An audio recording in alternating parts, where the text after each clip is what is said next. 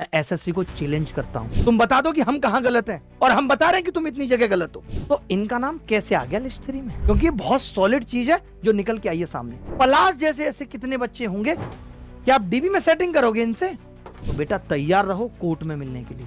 कितने बच्चों के सपने तूने मार दिए। तो हम सारे प्रूफ के साथ जाएंगे। क्या ये रिजल्ट में स्कैम नहीं है?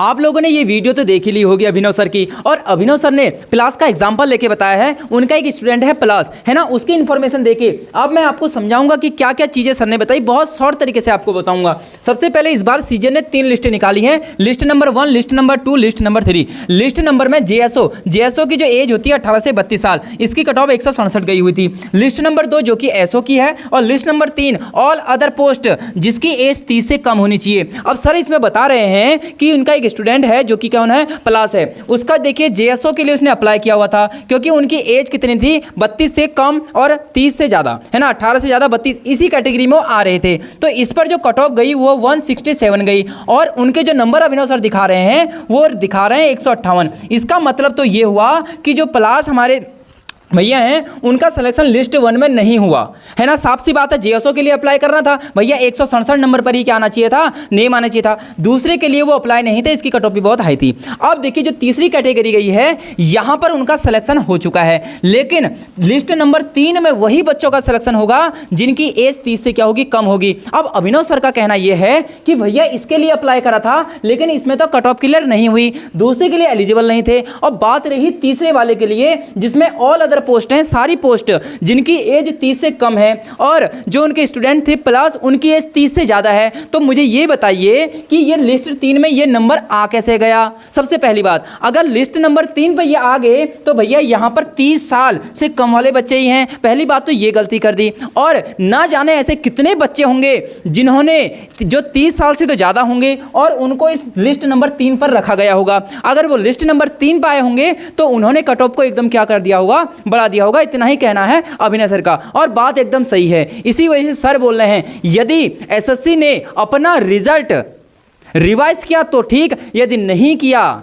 सीजीएल ने रिवाइज तो हम 2 से 3 दिन के अंदर हाई कोर्ट पर जाएंगे और इस केस को लड़ेंगे। तो आप लोग बिल्कुल टेंशन ना लें, 100 से 100% यहां पर हम बोल सकते हैं कि अब एसएससी को अपना रिजल्ट रिवाइज करना पड़ेगा। दूसरा यहां पर आप लोग देख सकते हैं, ये रहा दूसरा क्वेश्चन।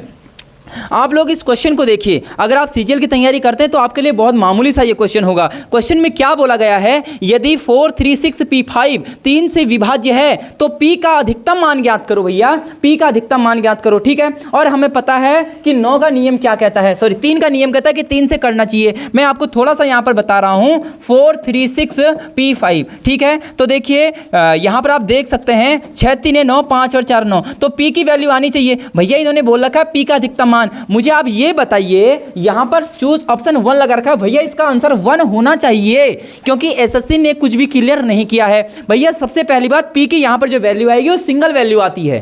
पी की वैल्यू क्या आती है, सिंगल वैल्यू यहां पर रखी जाती है। सबसे पहले एसएससी ने यहां पर डबल नंबर 12 नंबर दे दिया है। 12 3 से करता है, बात सही है, लेकिन भैया यहां पर 12 डबल नंबर पर है, और नंबर जो यहां पर आता है वो कैसे नंबर हम लेते हैं, सिंगल नंबर लेते हैं। कभी वो पूछ देता है कि 11 से करने वाली संख्या है तो हम क्या लेते हैं, यहां पर सिंगल नंबर लेते हैं। तो एसएससी की ये गलती है। इसके क्या होगा, जिस बच्चे का ये आंसर सही है, देखो ऑप्शन नंबर ए लगाया है, भैया 2 नंबर तो उसे ये मिलने चाहिए, और उसका ये क्वेश्चन गलत में गिना जाएगा तो 0.5 नंबर ये और मिल जाएंगे। इसका मतलब ये 2.5 नंबर भैया सिलेक्शन के लिए, प्री क्लियर करने के लिए 2.5 नंबर पूरा ऊपर नीचे होता है। तो ये था 24 सितंबर तीसरी शिफ्ट का क्वेश्चन। आप लोग खुद सोचिए कि भैया यहां पर या तो वो बोल दे, अब कल को तुम पेपर बनाओगे और यहां लिख दोगे भैया 3 3 3 3 3 के टेबल में कोई भी पहाड़ा, तुम तो कहोगे यही आंसर है। नहीं भैया ऐसा नहीं होगा। या तो आप अपने क्वेश्चन बदलने का तरीका बदल दीजिए। हम ये नहीं कह रहे कि आंसर 12 नहीं होगा, आंसर हो सकता है, लेकिन भैया ये क्वेश्चन में बोला तो पी का अधिकतम मान क्या है, या तो क्वेश्चन की लैंग्वेज चेंज कर दीजिए। इस पर भी अभिनव सर ने क्या उठाया है, आप उनके कम्युनिटी में जाएंगे तो वहां सब कुछ उन्होंने लिखा हुआ है। ऐसे क्वेश्चन पहले भी पूछे जाते थे, लेकिन आज तक कभी इसका आंसर डबल डिजिट नहीं हुआ और हो भी नहीं सकता है। तो ये सारी कंट्रोवर्सी है। अगर आप लोगों के नंबर कुछ कम हैं, पॉइंटों में कम हैं, 1-2 नंबर कम हैं, तो हम ये उम्मीद लगा रहे हैं कि एसएससी सीजीएल अपना जो रिजल्ट है वो जल्दी ही रिवाइज करेगी, है ना। आप लोगों का क्या कहना है, आप लोग सारे कुछ समझ गए होंगे। ये तो एक छोटा सा एग्जांपल था। जितने भी एसएससी सीजीएल वाले स्टूडेंट हैं और एसएससी को अब सुधरना पड़ेगा, सभी चीजों में एसएससी ऐसी गलती कर रही है, ठीक है। तो हम भी देखते हैं कि कब एसएससी का जो रिजल्ट है वो रिवाइज होता है। अगर आपको वीडियो में हेल्प मिली हो तो इस चैनल को जरूर सब्सक्राइब करें। मैं मिलता हूं एक अगली वीडियो में, देखते हैं कि सीजीएल अपना रिजल्ट रिवाइज कब तक करती है। जैसे ही रिजल्ट रिवाइज करेगी मैं आपके सामने एक और वीडियो प्रस्तुत